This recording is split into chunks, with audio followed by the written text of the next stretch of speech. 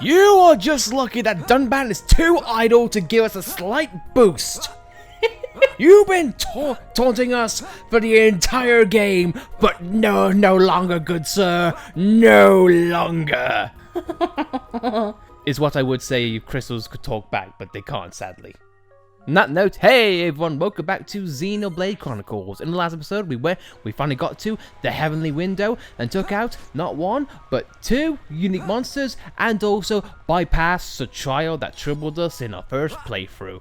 Now, we have learned, we are fully grown, and we are fully developed. And also, we also gained another Monado last episode, the Monado Abyss.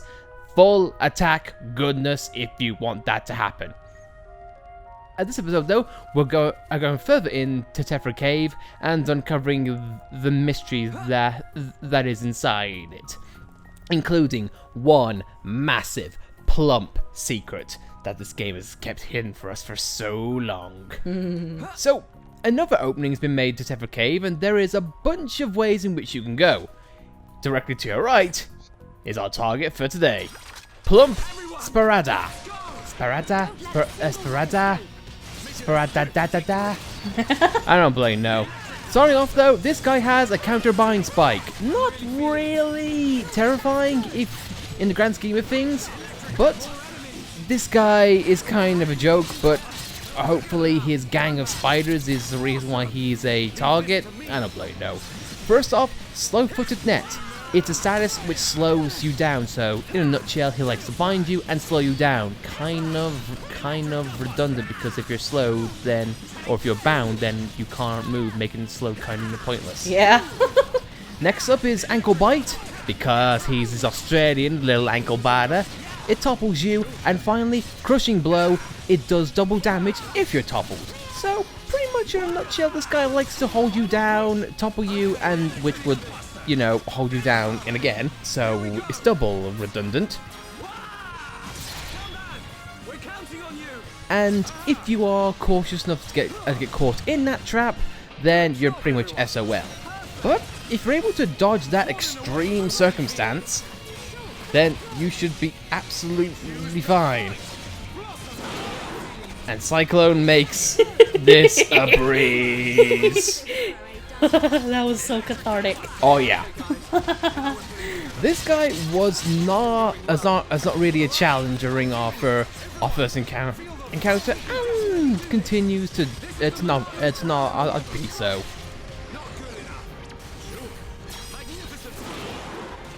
But I cannot shake the feeling that this cave just really likes spiders.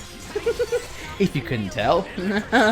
Scuffing Ryan's not here, but regardless, it's cathartic, and this is another spider nest all taken care of. But before the fight's over with its kids, the odd bucks this guy drops is Head Shaker, Bone Upper, Summon Flare, and Spear Blade.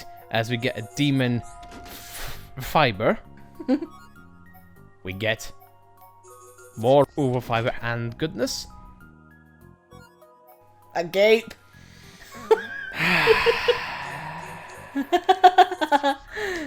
I would love to know how many monsters post Mechonis Court. In fact, just when you get to Mechonis in general, how many agapes you suddenly get. Agape has become the favourite of this game, apparently. You want a gape. You absolutely do want a gape. Oh well, spider's down. But now, we get to the most interesting part of Tephra Cave. There's a tomb. Just like in Magna Forest, it seems like more giant tombs are around, including an obsidian door, so worn that the writing is completely illegible. Sure, you're meant to be the mechanic here. No, but none of that though. There was someone who was left behind. What is it? Oh, honestly, they've got some nerve leaving me out here all alone. Hey, you look like a capable and reliable bunch. Would you mind if I asked you to help me with my research? Long ago, the race of giants built Bafalgar tomb in this very spot. I always knew of its existence, but I could never reach it. Then the Bionis moved, you see, and a once sealed path opened. How could I pass up this golden opportunity to study it? So I had some Defense Force soldiers escort me, but they ran. Firstly, you need to go to Velia Lake and get me the Starlight book. It should describe how to open a hidden door in this room. Please hurry. We never actually agreed to... Oh, are you not interested? No, it's not that we're not interested, but, My research here is sure to be of great use in the future. It might clarify its connections to other giants' ruins. It can't do any harm to check. Please have a look. I feel like we got roped in. That's the spirit. Don't worry, I'll reward you well. They've been quite generous with my research funds this time.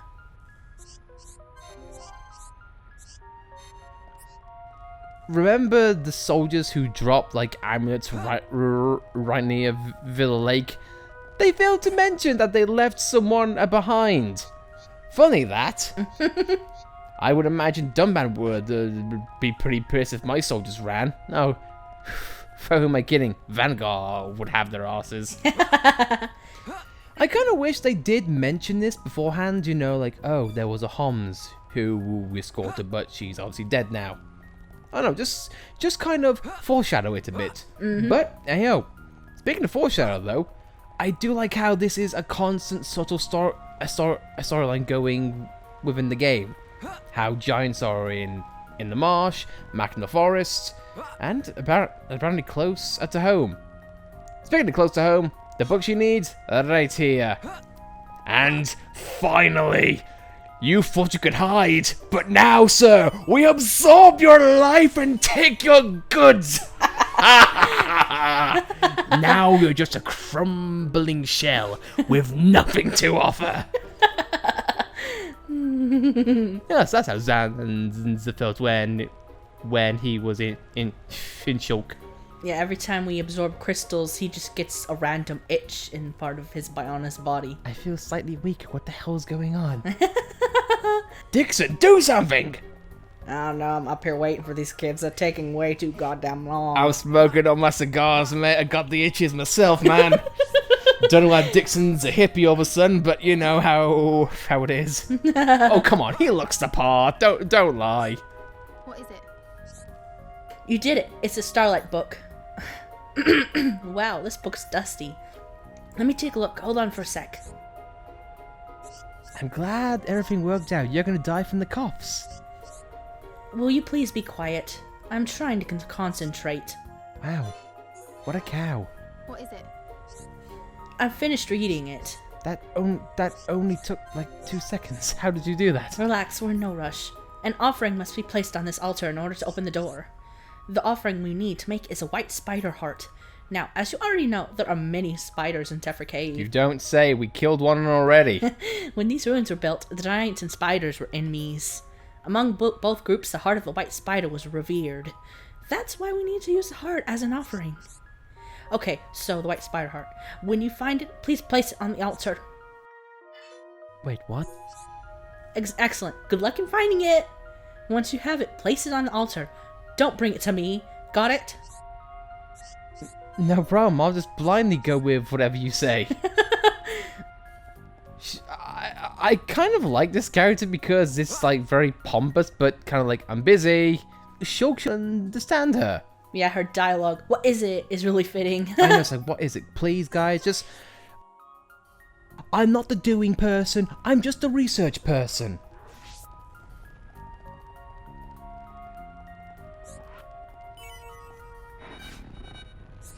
Buddy, we were trying to extrapolate more energy. Obviously, that was that guy's favorite gem. I apologize. I managed to get one. Yay, suck it. We took 1/3 of your goodness.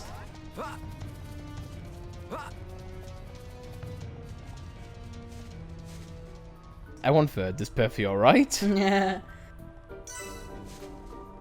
Now we have an arachno feeding lair, which I don't think we'll find it there.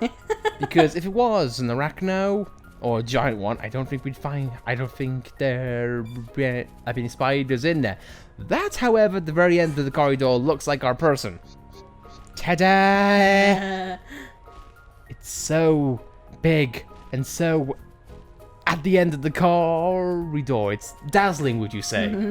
It's at the dead end. Dead end. Well, one thing is going to be dead, and one thing is going to reach its end by the end of this, so let's make quick and end it. I said end so many times, I want it to stop. Dare I say, I want it to end. Anyway, this guy, Dazzling Talencia. He's kind of a joke. Can I just put it that way? From one pathetic spider to another, my only saving grace about this guy is he has a very nice color scheme. He's very dazzling indeed. But binding web, again, just like the other guy, it slows you down. An interesting attack he has is Queen's Order, which fills up his own talent gauge. What's his talent gauge, do you ask? Virgin Bite 7. The only thing it can do is blow you down. My guess is that if you were facing the opposite direction, he would blow you down into the army of spiders back there, and therefore it would make a gang mentality. But if you're just against the wall like this, kind of makes it a bit redundant. Apart from the usual placements that you kind of need for like backslash and slit edge, you don't really need to do anything. But even then, having quick movements and Shulk with the ready with shield, it's kind of a joke. Not much you can do. So I guess with that's really all I can say. But I do like how now we have been getting a lot of backstory though about the giants here and spiders, because all over this adventure we've seen giant ruins and giant remnants, and more often than not we've seen spiders in every place. And we are yet to see a giant apart from Arglus, in which we know what happened. But I guess I kind of like this narrative of like nature taking its course. But who am I to say? It's a lot more, like I say, about this guy. So we'll see you after we killed this guy. For someone who's so dazzling in their looks and in their name, that's really much of a performance. All shout and no trousers. Obviously, because how can a spider wear trousers? Enough bad jokes, let's move on. Shall we? Taken down of ease. And that's all she wrote. But we also get the white spider heart.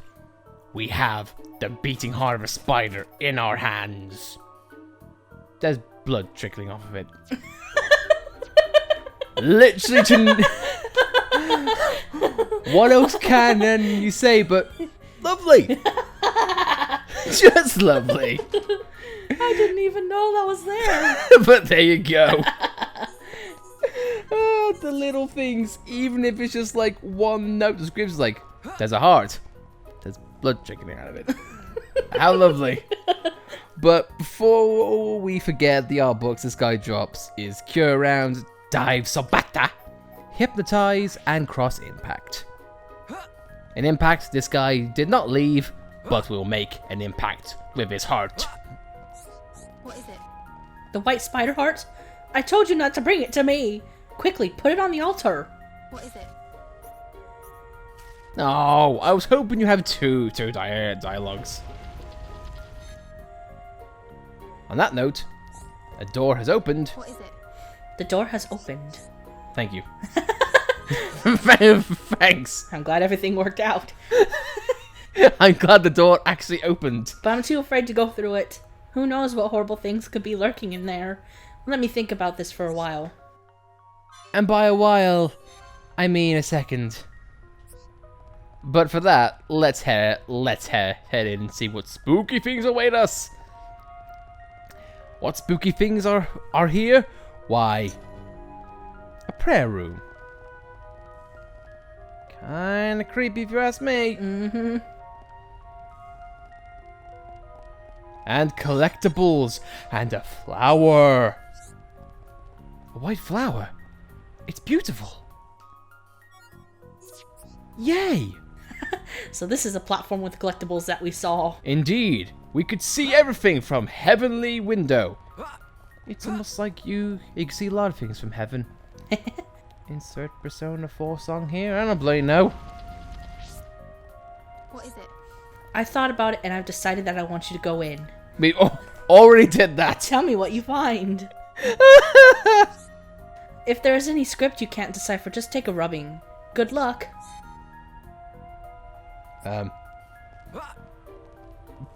Ta-da! I can't read what it says. We should take a rubbing and have Charlotte decipher it. Rub on what? How'd you pick that up? Magic. Oh no, I guess Shulk just had rubbing paper lying around. Oh come on, you constantly don't have a paper on your person? What is it? You're saying all you saw was a single stone tablet? There must be something else of importance in there. Anyway, I should take a look at what was written on the tablet. Let me see that rubbing you took. I see, it's a path of absolution. The path walks to an offering, a sacrifice to the white spiders. It's lined by the memorial tablets of those offered up as sacrifices. It's all written in this book. Into the path of absolution, bring me back a tablet. It will serve as the key that opens the next door. What?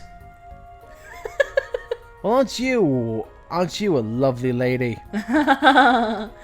Well, if you're wondering what the path of absolution is, I think someone should ask Ryan. But I'll get to that in a little minute. As we go down through the catacombs, this definitely does not seem like something the giants built because, you know, there's no longer any giants here. It's full of spiders. So kind of creepy. I hate these things. I hate these things. Oh, I always hate these things.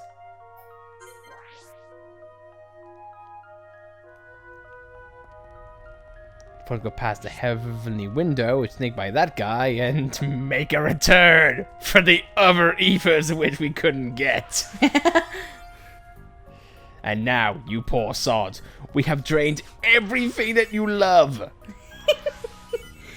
There we are, and now it's dull and dead for all eternity, right up until we reload, then it all comes back. Yeah. So, he'll get to have his crystals again. But what we need now to go through here is return to the Arachno feeding lair. And we've gone from one familiar hole to another hole. If you want to look down there briefly, as best you can, that looks familiar. What do I mean by that?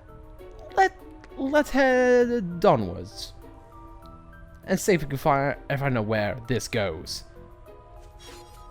Also, can I say it's very morbid how there's skulls and bones here. Yeah. Obviously, the Arachno have been eating here for a long time. Well, it is the feeding layer, so I'm not shocked. Bunnets, lizards, you blame knows. Move on.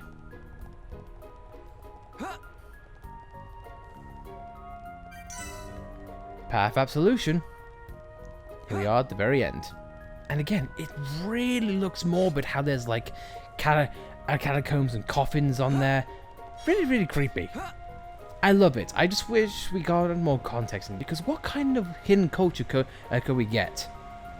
Now, we're not going to jump down here. What this does is this goes back to Villa Lake. If you remember way back in the day when we first stepped into Tephra Cave where Ryan got kidnapped, this is where he ran from. Mm-hmm. And if I was like a level 6 Ryan, seeing level 90 spiders, hell yes, I'd be running. Hell yes, I would run for my life and say, sod everything, I'm not fighting these. The subtle things in narrative in which you don't really get. Yeah, because we were curious on why Ryan didn't just go back and fight them, but now we know why. Yep. It's almost like back then Ryan was intelligent. Good for you, Ryan. You learned something. That or it's just a sphere of spiders talking through all of it. I like to say both. I'm trying to give Ryan cred here, alright? What is it? He brought back a tablet. Hey, is it just me who finds a tomb with no coffin a bit strange? There has to be one somewhere. Maybe the tablet's the key.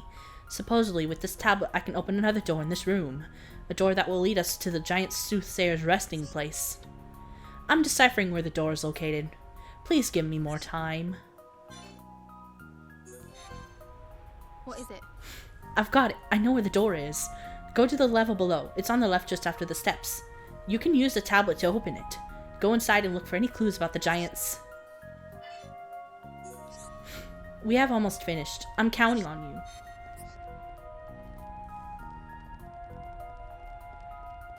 I saw it a few minutes ago. Now opens for us to see. Soothsayer's Crypt. There's one coffin, but obviously we can't do anything for it. So, guess we gotta go back and tell her the job done. If the door didn't shut behind us, that would have been odd. What is it? There must be something very valuable in that coffin. Otherwise, why would they go to all that trouble of hiding it? But it won't be easy to find. Like, perhaps it only appears at a certain time. Settle!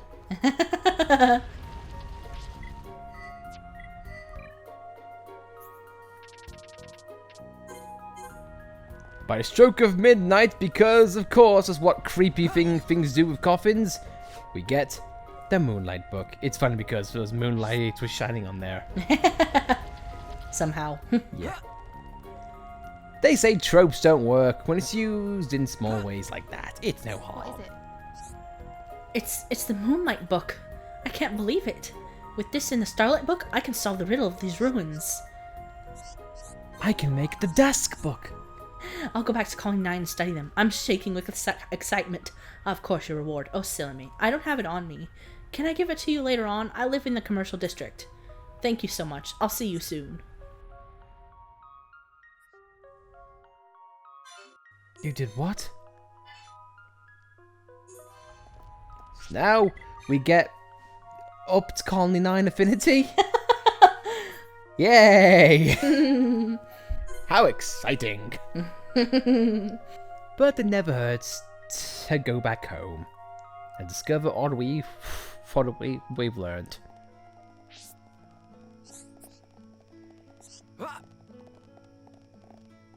There she is. Yeah, we saw her before, wondered what she needed anything for. Well, she's here now. Surprise. Oh goodness, I'm glad to see you. Thanks ever so much for the other day. I assume you're here to collect your reward from Bafalgar tomb? Oh, before that, let me tell you something exciting. Thanks to those 2 books, I've learned so much about the giants.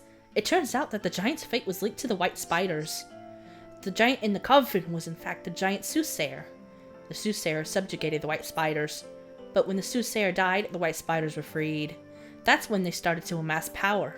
So the giants offered sacrifices in order to avoid a war. But the giants' numbers grew ever smaller. Soon the oppressors had clearly become the oppressed. They were unable to fight back against the white spiders.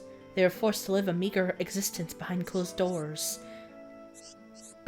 I'm glad everything worked out for those giants. They all died. Oh, don't worry. I didn't forget about your reward. Here's the giant's treasure that's been passed down in my family. I've always wanted to research and find out more about it. But after reading these books, I now know there are 3 of them. One is meaningless on its own, but I know you can find the others. I shall leave it in your capable hands. And we get all photo heals. Very nice. And Truth for the giants. I hope you can see me. And Shulk and Charl both got a level up. Meanwhile, Dunban is awkwardly trailing behind just slightly.